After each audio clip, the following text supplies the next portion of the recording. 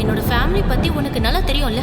அதுக்காக கூட ஒரு நல்ல ட்ரெஸ்ஸை போட்டுட்டு வரமாட்டியா? பணம் இல்லைன்னு சொல்லியிருந்தா நான் கொடுத்துருப்பேன்ல. என்ன சுரபி, நீயும் எல்லாரும் மாதிரி என்னை பார்க்க ஆரம்பிச்சிட்டியா?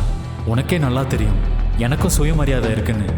நான் தான் உனக்கு சொல்லியிருக்கேன்ல, எப்போ என்னோட பிஸ்னஸ் ப்ராஜெக்ட் சக்ஸஸ்ஃபுல் ஆகுதோ அப்போ அதோட பணத்தில் எனக்கு என்ன வேணுமோ வாங்கிப்பேன்னு.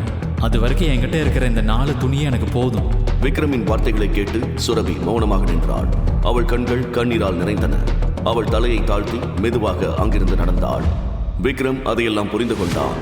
ஆனால் அவனுக்கும் அவளிடம் பேசி புரிய வைக்க மனமில்லை.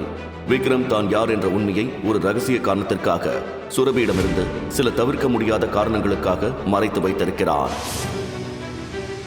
ஐம் சாரி சுரபி, என்னால் நீ நிறைய கஷ்டத்தையும் அவமானத்தையும் அனுபவிக்கிற. ஆனால் இதெல்லாம் சீக்கிரம் சரியாயிடும். அன்னைக்கு உன்னோட மொத்த குடும்பமும் என் காலில் வந்து விடுவாங்க என்று விக்ரம் அவனது மனதிற்குள் சத்தியம் செய்து கொண்டான். ஒரு பக்கம் ரேணுகா பிறந்தநாள் விழா பிரம்மாண்டமாக நடந்து கொண்டிருந்த போது பெங்களூருவைச் சேர்ந்த மற்றொரு பெரிய தொழிலதிபரான விஸ்வநாத் அவரது வேலையில் மும்முரமாக இருந்தார். விஸ்வநாத் ஏதோ காரணத்திற்காக கோபத்தால் கொந்தளித்துக் கொண்டிருந்தார். நீங்க என்னதான் பண்ணிட்டு இருக்கீங்க? அவனை கண்டுபிடிச்சீங்களா இல்லையா? இன்னும் எவ்வளவு நேரம் வேணும் உங்களுக்கு?